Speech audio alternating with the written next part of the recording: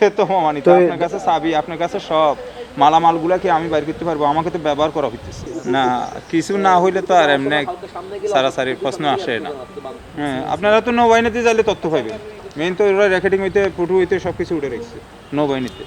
এরপরে দ্বিতীয়ত আরএনবি অফিসে, এটা তো মানে ফাইনালি সাকসেসফুল।